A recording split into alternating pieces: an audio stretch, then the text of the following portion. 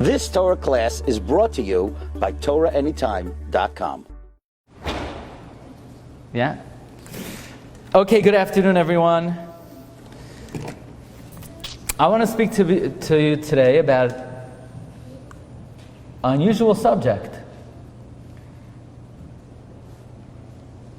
One of the greatest rabbis of our generation, maybe even of the last century, passed away this past year. He lived in Bnei Brak. His name was Rabbi Chaim Kanievsky. And he was a sage in his 90s. He had mastery over the whole Torah. And he had a great uncle, an uncle. This uncle's name was the Chazon Ish, Rav Avram Yeshaya Karelitz, the Chazon Ish. And the Chazon Ish once went into a school to farher, it's a Yiddish word, to test the boys and their learning. And he was asking them questions on the Gemara. And one boy in the back, a rambunctious kid, he says, ooh, ooh, ooh, ooh. And the Rebbe's like, put your hand there. You don't ask this great rabbi questions. He asks you the question. You don't ask him the question. And the boy's, ooh. And the Chazon Ish says, you know what? I'll answer you after the class. So the test was over. And the Chazon Ish says to the young boy, okay, what did you want to ask? And the young boy says, Rabbi, I just have one question.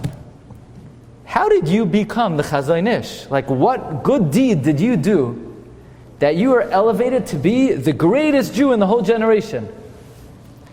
And that's a pretty challenging question.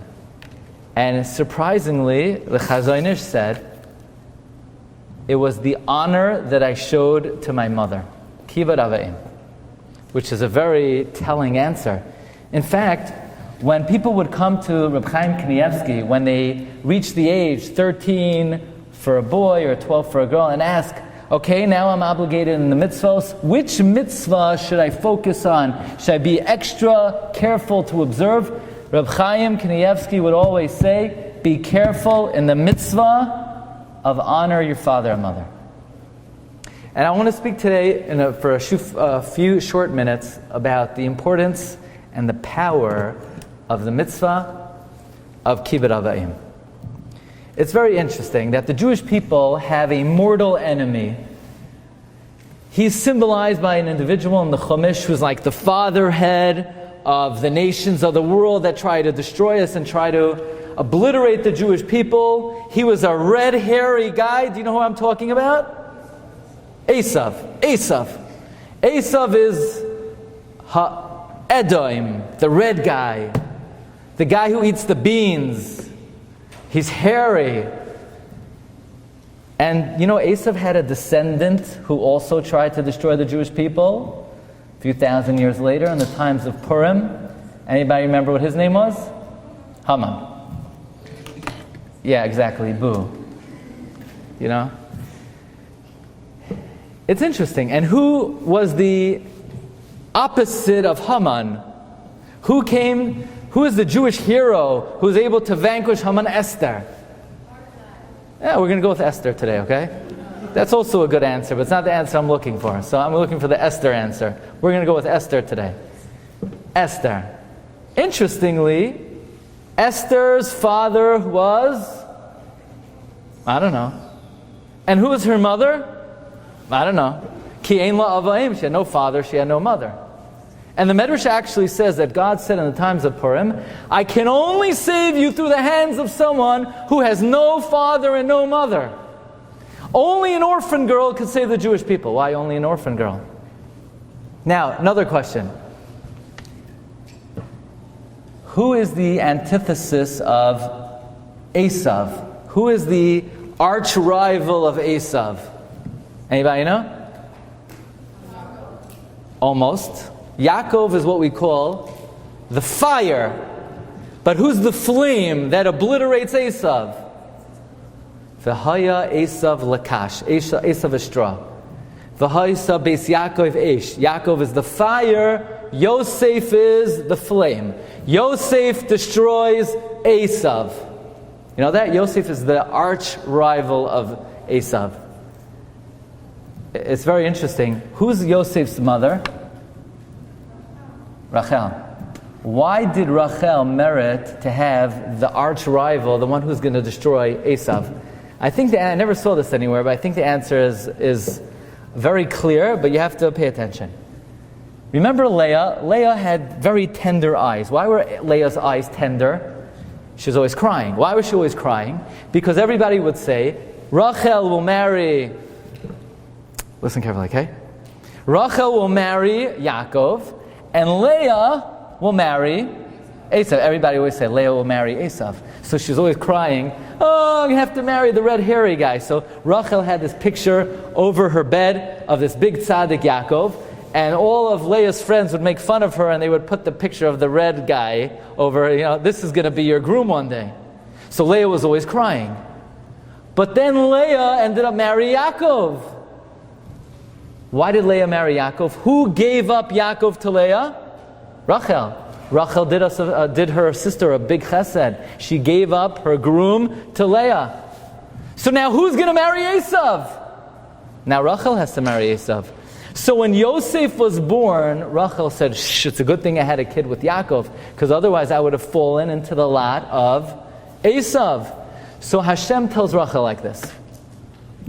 You did such a favor to your sister. You gave up Yaakov to Leah, and you thought now you're going to have to marry Esav. Not only will you not have to marry Esav, you will merit to have the son who's going to destroy Esav. So she was awarded and rewarded with the antidote to Esav because she gave up Yaakov, and part of that was she would have had to fall to the lot of Esav. Now Esav was a bad guy. Esav was a murderer. Esav was low character. Esav did every sin in the book. He stole, he robbed. But there was one mitzvah that Esav did more than anyone else actually in history. What was Esav's specialty? He honored his dad. In fact, Rabbi Shimon ben Gamliel would comment that I don't hold a candle to Esav in honoring my father. Because Esav, when he honored his father, he would put on special clothing to honor his father. But I can't do that. I'm not on that level. I just honor him, but I don't put on special clothing. Now, if the antidote of Esav is Yosef, then Yosef will have to match Esav measure for measure. Yosef's going to have to be the paragon, the paradigm of honoring your father. And we're going to talk about that in a moment. Now, this amazing thing, when Haman came to destroy the Jewish people, he has to have some merit backing his efforts. So he said, sure, I have great merit. I come from Haman. I come from Esav, And Esav was the greatest Mechabed Av. He was the greatest honorer of his father. And I'm going to be bolstered, I'm going to be supported with that great mitzvah from my great-grandfather Esav. So God had no choice but to prepare that the savior of the Jewish people should be someone who had no father and had no mother. Listen very carefully. It's an amazing principle. There's a concept in Judaism, it's mentioned in the Gemara in Brachos, on Daf Vav, that if somebody wants to do a mitzvah, and they wish they could do a mitzvah, and circumstances limit them, and they don't have the opportunity to do the mitzvah, God says, I will consider it, I will reckon it as if you fulfilled the mitzvah. The only one who could stand up to Haman, backed by the Kibbud Av of Esav, is someone who their whole life they wished, I wish I could fulfill the mitzvah of honoring my father. I wish I could fulfill the mitzvah of honoring my mother. I can't, unfortunately I don't have parents. So God looked at Esther's heart, and He saw in her heart the true desire, the yearning, the wish. She wishes she could have had a father and mother to honor. God awarded her the mitzvah of Kibbud Av V'Em, and that mitzvah, when God awards a mitzvah, He doesn't award like a half-hearted mitzvah, He awards a full-fledged mitzvah. He awarded Esther the greatest possible mitzvah of Kibbud Av V'Em, and that destroyed Haman. By the way, that's a very important lesson to bear in mind. Sometimes we wish, I wish I had more opportunities to do mitzvahs. I feel I'm limited by circumstance, I'm limited by capability, I'm limited by resource. In Judaism, we believe that anytime a person has a genuine desire and will to fulfill a mitzvah, if they're not able to because of the circumstances that they're dealt, Hashem considers it as if you actually fulfilled the mitzvah. So now, Esav is going to square off against who? Yosef. So Yosef's going to have to show that he's also a match for Esav's kibbud avayim. Do you remember Yosef wore a special garment? Who remembers what Yosef's special garment was called? The multicolored dream coat. You know what that's called? The Kesoines Pasim. The Kesoines Pasim. Yosef had this colorful garment. And simply we understand Yaakov loved Yosef, so he gave him this special coat. Be'asa loi Kesoines Pasim. Literally it means Yaakov made for Yosef a special coat. But some commentaries explain the pasuk. The Shevet Musar explains the pasuk. Yosef loved his father so much, and he wanted to honor his father so much, that he made for himself a special coat to wear when he honored his father, so that he could stand up to Esav, measure for measure, and overcome Esav's kibbud av. So basically we have these two rivals, these two forces in this world. By the way, the Medrash says Esav is compared to a bull, and Yosef is compared to a shar, also a bull. Man, they're both going to ram into each other. Who's going to knock out who? It's Esav versus Yosef. This is a historic battle. This is a historic battle. And Yosef is trying to stand up to Esav specifically in the mitzvah of kibbud av. Now, one thing we have to think about is, what is so important about kibbud av? There's 613 mitzvos. What's so important about kibbud aim? Why is this the mitzvah that Yosef has to match up to Esav? Is this the most important mitzvah in the Torah? And what we'd like to bring out this afternoon is there's an element of this mitzvah that we're not fully aware of. Now, does anybody remember on that fateful day that Avraham Avinu died, Esav was cooking the beans, and Yaakov wanted to buy the birthright? Why did Esav give Yaakov the birthright? He said, Hine anoichi hoylech lamos. I'm going to die anyway, I might as well give Yaakov the birthright. What did Esav mean, I'm going to die?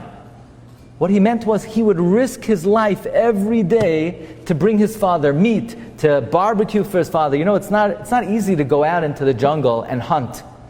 And I once had the opportunity to speak in South Africa, and they took me on a safari.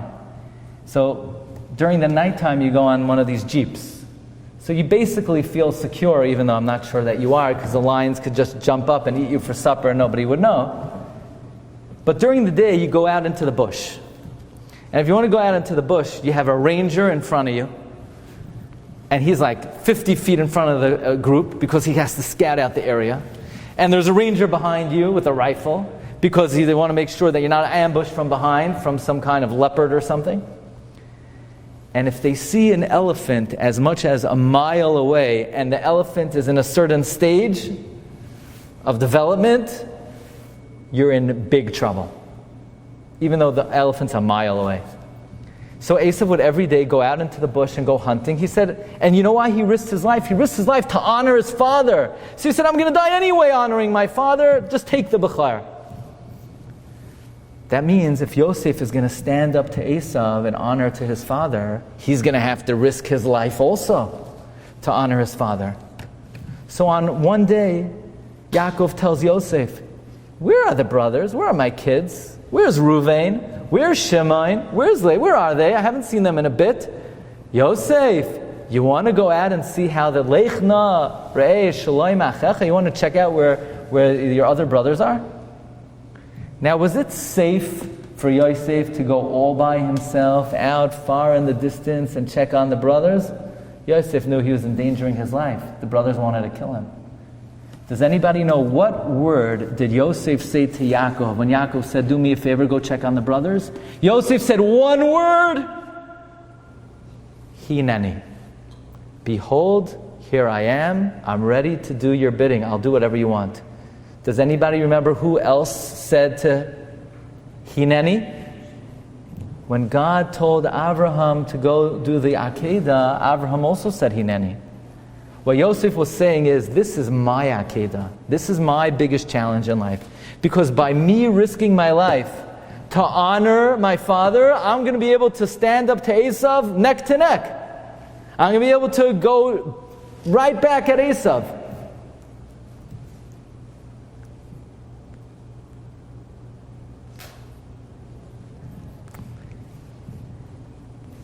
So, there is one question that's really on my mind, and that is, did Esav ever meet Yosef in their entire history? Did those two people ever meet each other? Did they ever see each other? Because these are the two titans. These are the two big antithetical forces in the world, Yosef and Esav. Did they ever meet each other? Does anybody remember in the whole Chumash? Did Esav ever meet Yosef? One time. Parshas Vayishlach. Yaakov Avinu was away from his father for 22 years. He's headed back to the Holy Land. And Esav's coming with 400 men, and Esav's coming to annihilate Yaakov and his family. And he encounters Yaakov's family. And first he encounters Bilhah and her children. And then Zilpah and her children. And then Leah. And Yosef meets Rachel and Yosef. And I'm thinking to myself, if the two antithetical forces in this world are Yosef and Esav, probably if those two guys ever got in the ring, it will be like, heavyweight wrestling match. What happened? Did anything monumental ever occur when Yosef and Esav met each other? And then it occurred to me that at that fateful moment, when Yosef met Esav, he delivered to Esav the ultimate knockout punch for all eternity. How's that? Esav specialized in the mitzvah of honor your father. But there was one little detail lacking in Esav's mitzvah of kibbud av. You know what was lacking? As much as he honored and respected and revered and served his father, he didn't care about his mother. He brought wives into the house that were disgusting to his mother. Esav's behavior was abhorrent to Rivka. Esav and Rivka did not get along. Ramban writes that when Rivka passed away, Esav did not even go to her funeral. Esav loved his father, he honored his father, he did not honor his mother or care about his mother. So regarding that part of the mitzvah, Esav was sorely lacking. So I believe when Yosef meets Esav for the first and last and only time, Yosef delivers to Esav the ultimate knockout punch. Because when Esav is meeting the family of Yaakov, he meets Bilhah and her children. And then Zilpah and her children. And then Leah and her children. V'achar kach nigash, then approaches Yosef v'Rachel. Wait a second, all the other mothers went before their children. Why by Rachel is Yosef standing in front of Rachel? Says Rashi, Esav had an opportunity to marry Rachel. And thank God, God saved her. Yosef knew that if Rachel ever encountered Esav, Esav's going to lay his dirty eyes on her.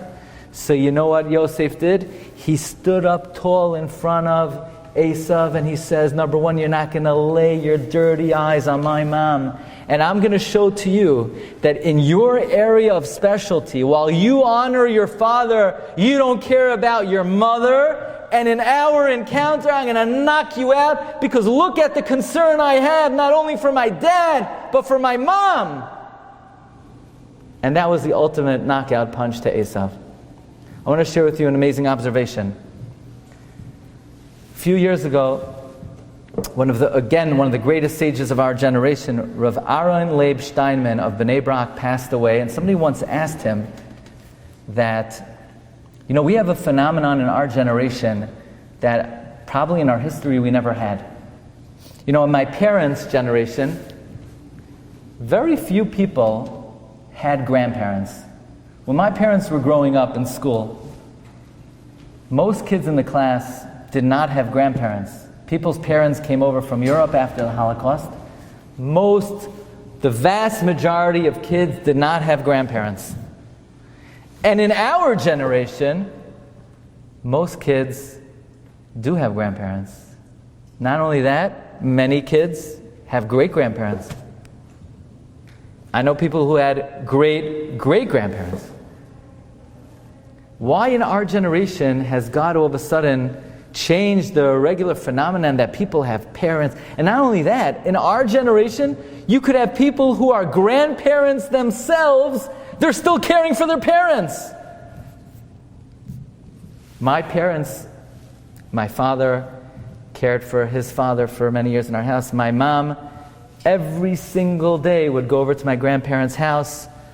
A few times, even till today, my grandmother is still alive. My mom, Hashem should give her strength, goes over to her mother's house a few times every day. And my mother's a grandmother, and she's still caring for her mother. It's a very unusual phenomenon. And Rabbi Aaron Leib Steinman explained that since we're in the generation right before the coming of Mashiach, and we have to overcome Esav and give him the final knockout punch, and Esav's power comes from the mitzvah of honoring your parents, God in our generation has given extra unusual opportunities to honor your father and mother more than any other generation in history.